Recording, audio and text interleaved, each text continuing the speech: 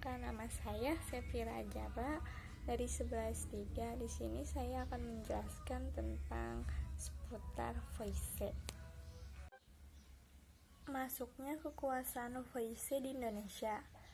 Voice atau dikenal sebagai kongsi dagang atau perusahaan perdagangan Belanda di Indonesia.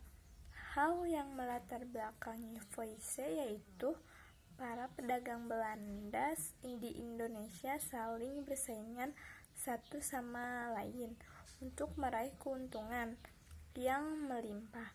Pada masa itu, Belanda sedang perang melawan bangsa Portugis dan Spanyol.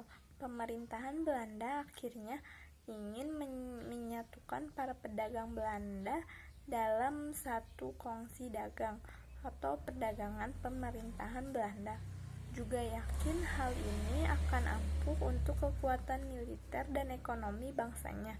Atas prakarsa Prince Maurice, VOC pun resmi didirikan pada tanggal 20 Maret 1602 di Amsterdam, Belanda.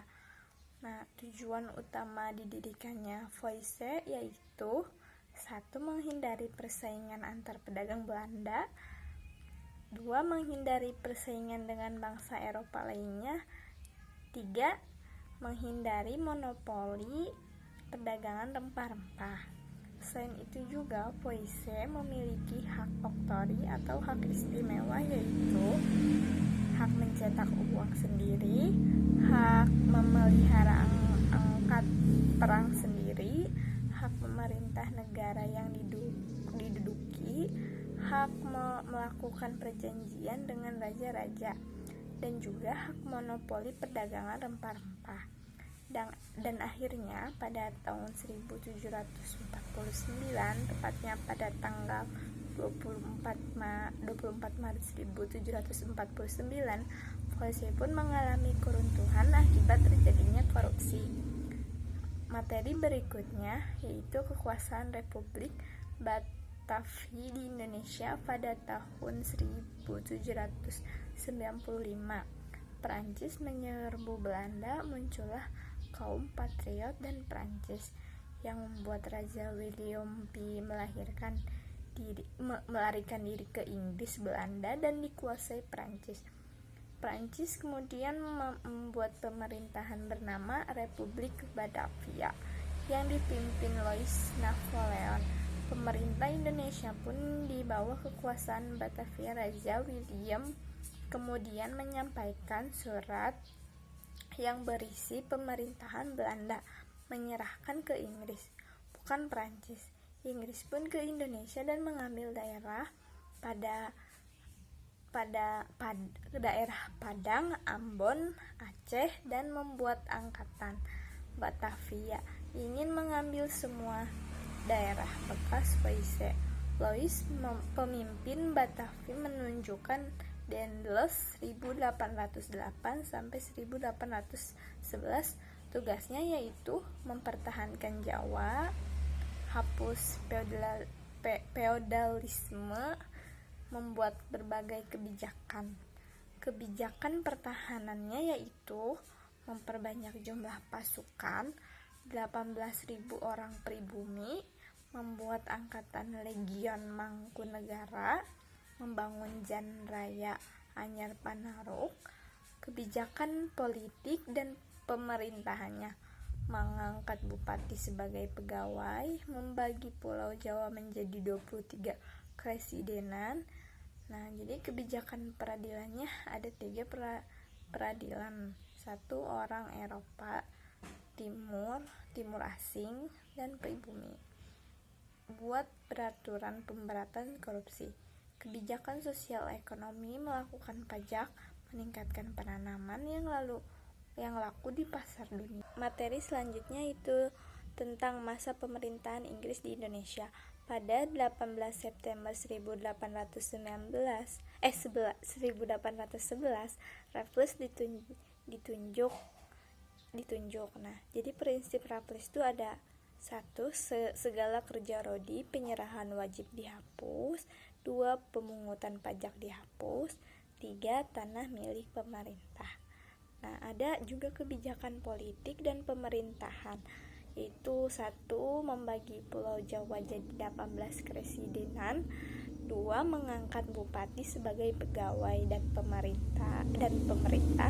Nah, terus ada kebijakan sosial ekonominya, yaitu menghapus penyerahan wajib, terus menghapus kerja rodi, dan menjual tanah ke swasta, dan memperlakukan sistem sewa tanah.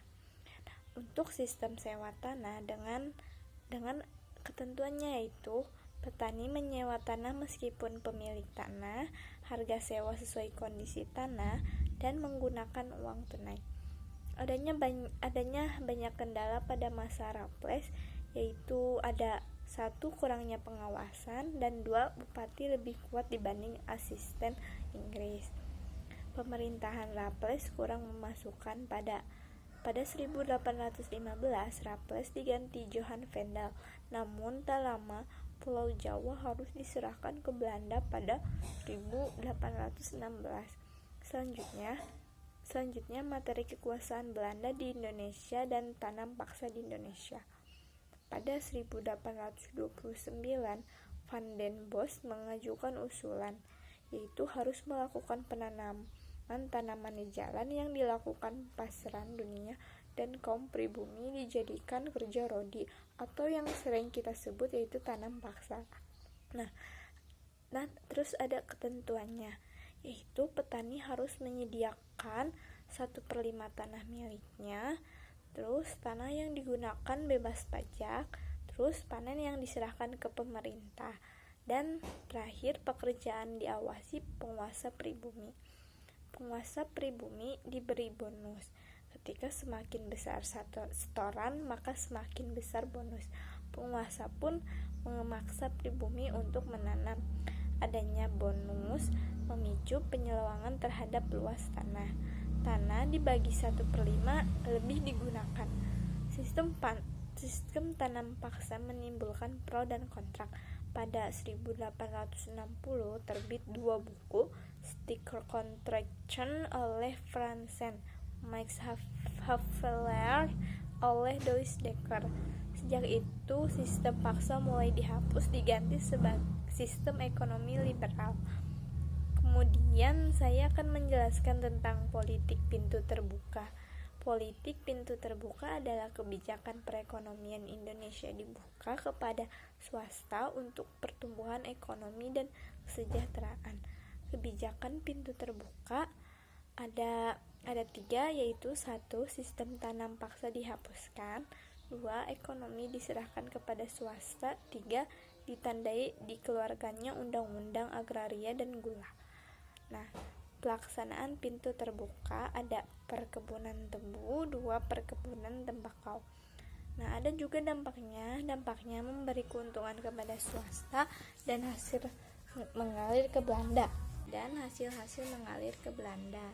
Dan yang terakhir ada politik etis. Nah, program politik etis ada 3. 1. Edukasi sebagai pendidikan. 2. Imigrasi sebagai saluran irigasi. 3. Imigrasi sebagai peralatan penduduk. Penyimpangan politik etis. Nah, edukasi untuk tenaga kerja dan irigasi untuk mengairi perkebunan, dan imigrasi untuk memenuhi tenaga kerja perkebunan. Nah, ada dampaknya yaitu pembangunan sarana aktivitas pertanian dan pembangunan